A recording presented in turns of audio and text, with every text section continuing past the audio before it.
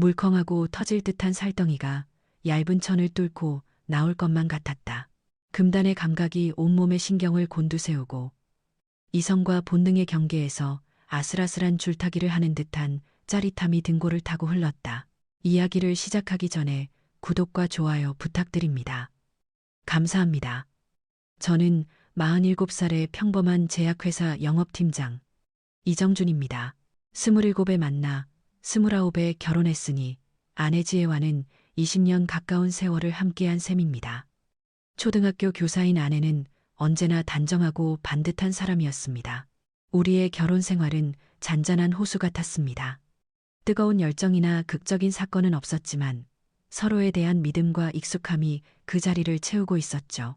아이가 생기지 않았던 것은 저희 부부에게 오랫동안 아쉬움으로 남았지만 어느 순간부터 우리는 그 사실을 받아들이고 서로에게 더 의지하며 살아가기로 했습니다.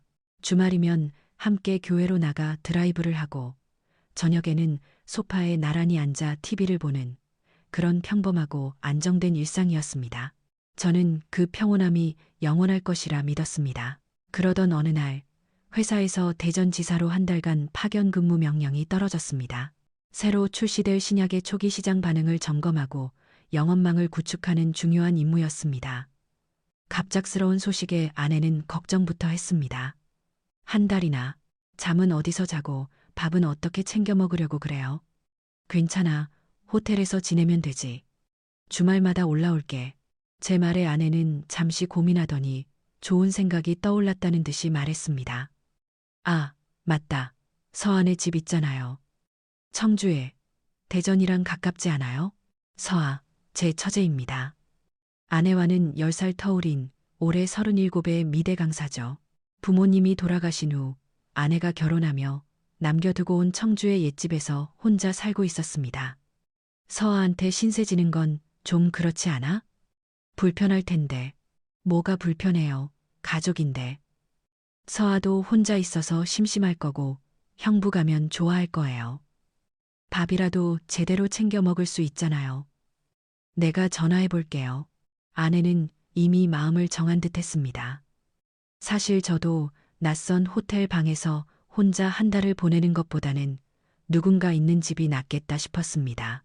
아주 가끔 명절 때나 얼굴을 보던 처제라 조금 어색하긴 하겠지만 그래도 가족이니까요.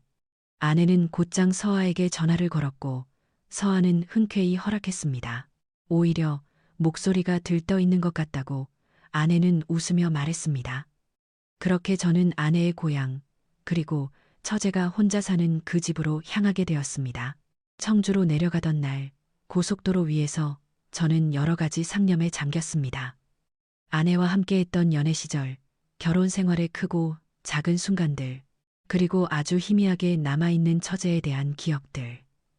언제나 언니 뒤에 숨어 수줍게 웃던 아이, 대학생이 되어 짙은 화장을 하고 나타나 저를 놀라게 했던 아가씨, 그리고 이제는 자신만의 세계를 가진 어엿한 예술가가 된 37의 여자. 잘 지낼 수 있겠지. 저는 막연한 기대와 아주 약간의 어색함을 안고 운전대를 잡았습니다. 오래된 주택가에 자리한 처갓집은 제가 기억하는 모습 그대로였습니다. 붉은 벽돌로 지어진 2층 양옥집. 아내가 학창 시절을 보낸 곳이자 이제는 서아의 작업실 겸 생활 공간이 된 곳이었죠.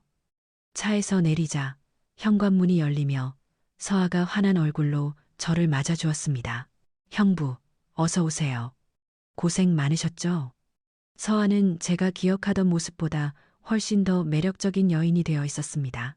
길게 웨이브진 머리를 한쪽으로 넘기고 편안한 리넨 원피스를 입고 있었죠.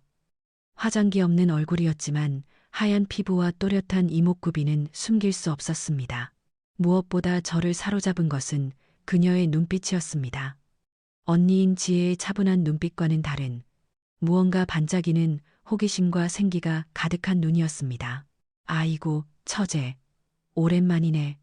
신세 좀 지겠습니다. 저는 어색하게 웃으며 큼지막한 캐리어를 끌고 집 안으로 들어섰습니다. 집 안은 낡았지만 서아의 손길이 닿아 구석구석 감각적인 공간으로 변해 있었습니다.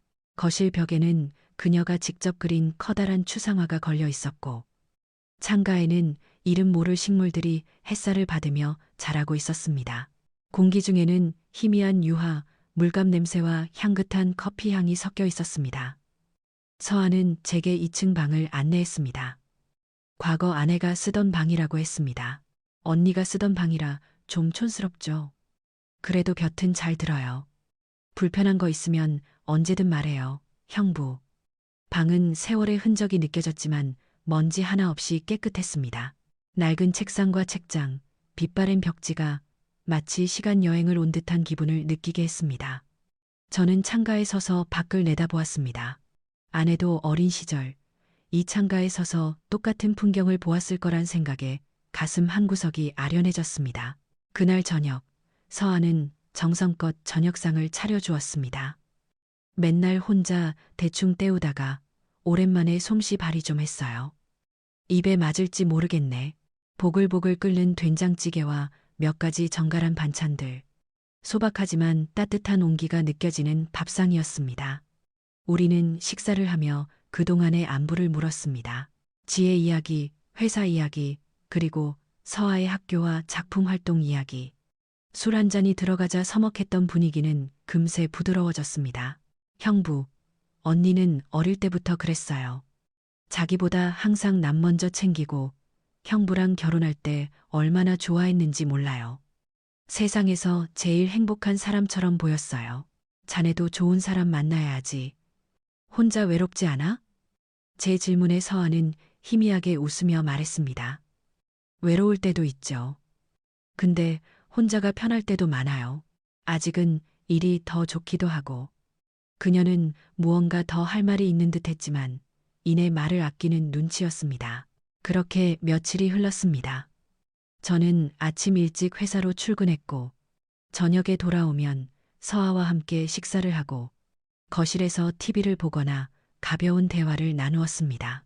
서아는 언제나 저를 편안하게 대해주었고 저는 그녀에게서 가족 이상의 감정을 느끼지 않으려 부단히 노력했습니다. 그녀는 그저 사랑하는 아내의 여동생, 예쁜 처제일 뿐이라고 스스로에게 몇 번이고 되뇌었습니다. 하지만 그 다짐은 아주 사소한 사건 하나로 속절없이 무너져 내렸습니다. 주말 아침이었습니다. 전날 마신 술 기운 때문인지 평소보다 늦게 잠에서 깼습니다. 목이 말라 물을 마시기 위해 잠이 덜 깬 얼굴로 1층으로 내려갔습니다. 이른 아침의 햇살이 거실 창을 통해 비스듬히 들어와 공기 중의 먼지를 반짝이게 하고 있었습니다. 그리고 저는 소파 위에 잠들어 있는 서아를 발견했습니다. 그녀는 몸에 딱 붙는 얇은 슬립 차림이었고 몸을 둥글게 말고 새우잠을 자고 있었습니다. 문제는 그녀의 자세였습니다. 얇은 천 위로 봉긋하게 솟아오른 가슴의 윤곽이 그대로 드러났고 잘록한 허리 아래로 이어진 매끄러운 다리 곡선이 눈에 들어왔습니다. 그리고 그녀의 한 손은 무의식 중에 자신의 다리 사이 가장 은밀한 곳으로 향해 있었습니다. 그 모습을 본 순간 제 심장이 쿵하고 내려앉았습니다. 시간의 흐름이 멎는 것 같았습니다. 숨을 죽인 채 그 자리에 얼어붙었고 눈을 뗄 수가 없었습니다. 평온하게 잠든 얼굴과 달리 너무나도 관능적이고 무방비한 그 모습은 제 안에 수십 년간 잠들어 있던 야수를 깨웠습니다. 목이 바싹 타들어갔고 심장은 제멋대로 날뛰기 시작했습니다. 이성은 위험하다고 경고했지만 본능은 더 가까이 다가가 확인하고 싶다고 속삭였습니다. 저는 황급히 고개를 돌려 부엌으로 도망치듯 들어갔습니다. 냉장고 문을 열고 차가운 물을 벌컥벌컥 들이켰지만 심장의 두근거림은 멈추지 않았습니다. 머릿속에서는 방금 본 장면이 슬로우 모션처럼 반복 재생되었습니다. 죄책감이 파도처럼 밀려왔습니다. 나는 쓰레기야. 어떻게 처제를 보고 그런 더러운 생각을 할 수 있지? 지혜가 알면 스스로를 향한 혐오감의 주먹을 꽉 쥐었습니다. 하지만 동시에 제 몸은 솔직하게 반응하고 있었습니다. 온몸의 피가 뜨거워지며 아랫배가 묵직해지는 느낌. 저는 그날 아침 제 안에 또 다른 내가 존재한다는 것을 처음으로 깨달았습니다. 아내를 사랑하는 남편 이정준과 처제를 향한 위험한 욕망에 사로잡힌 남자 이정준. 그 둘 사이의 경계가 허물어지기 시작한 것입니다. 그날 이후 저는 의식적으로 서아를 피하기 시작했습니다. 아침에는 그녀가 깨기 전에 집을 나섰고 저녁에는 일부러 회식을 핑계로 늦게 들어갔습니다. 어떻게든 그녀와 마주치는 시간을 줄여야만 했습니다. 그녀의 얼굴을 똑바로 쳐다볼 자신이 없었습니다. 그녀를 보면 그날 아침의 잔상이 떠올라 머릿속이 복잡해졌기 때문입니다. 하지만 제가 피하면 피할수록 서아는 오히려 더 제게 다가오는 것 같았습니다. 형부, 요즘 왜 이렇게 늦어요? 회사 일 많이 힘들어요? 저녁 늦게 귀가한 제게 서아가 걱정스러운 얼굴로 물었습니다. 그녀의 눈은 진심으로 저를 걱정하고 있었습니다. 그래서 더 괴로웠습니다. 아, 응. 요즘 좀 바빠서. 저는 그녀의 눈을 피하며 대답했습니다. 그래도 식사는 하고 다녀요. 제가 뭐라도 차려줄까요? 아니야, 괜찮아. 밖에서 먹고 왔어. 먼저 자. 저는 서둘러 제 방으로 올라가 버렸습니다. 등 뒤에서 느껴지는 서아의 시선이 마치 불화살처럼 제 등에 꽂히는 것 같았습니다. 방에 들어와 문을 닫고 나서야 겨우 안도의 한숨을 내쉴 수 있었습니다. 하지만 침대에 눕자 또다시 그녀의 모습이 떠올랐습니다. 소파에서 잠들어 있던 모습, 걱정스럽게 나를 바라보던 눈빛, 저는 미쳐버릴 것 같았습니다. 며칠 동안 저의 회피는 계속되었습니다. 서아는 더 이상 제게 이유를 묻지 않았습니다. 그저 묵묵히 저를 지켜보는 듯 했습니다.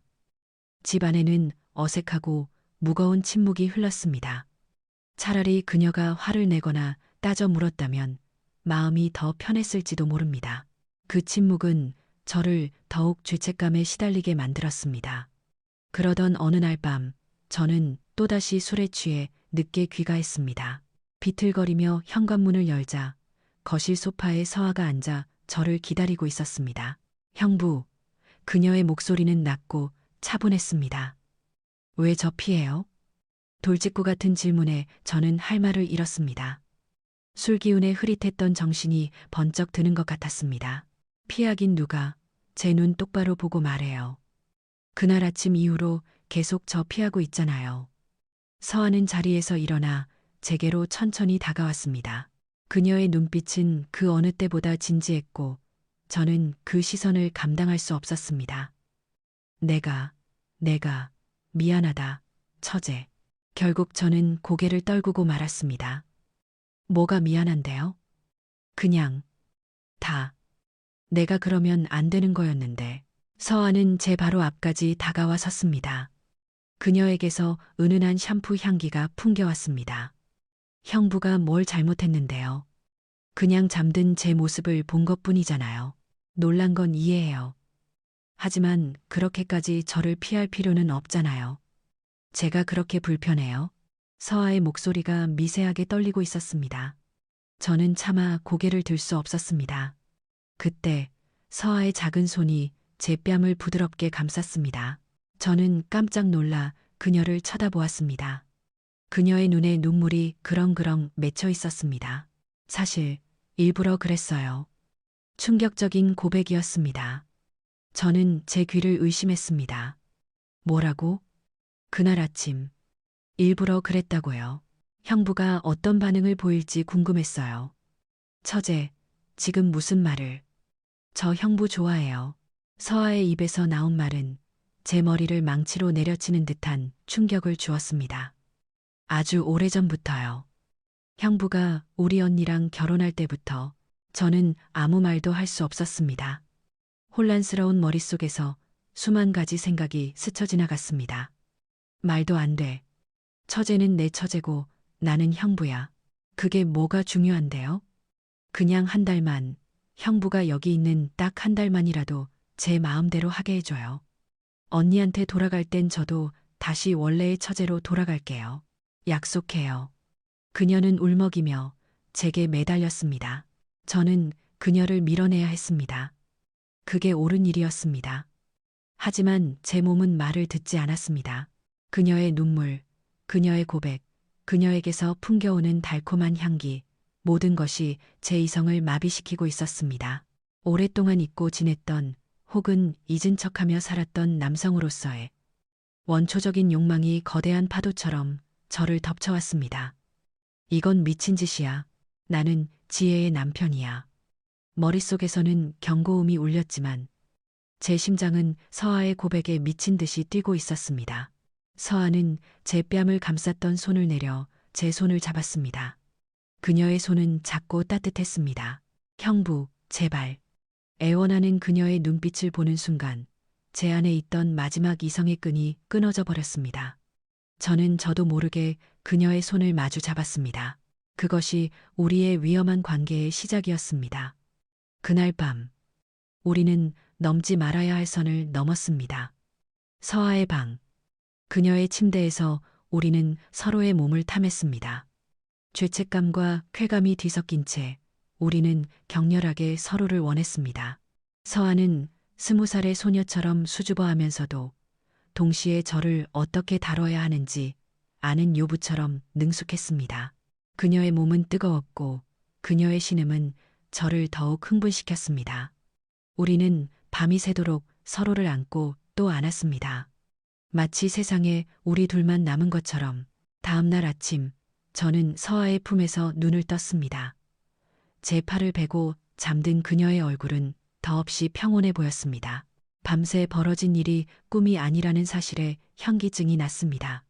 엄청난 죄책감이 몰려왔지만 동시에 제 옆에 잠든 그녀를 보며 설명할 수 없는 충만감을 느꼈습니다. 나는 정말 구제불능의 쓰레기구나. 하지만 후회는 없었습니다. 이미 엎질러진 물이었습니다.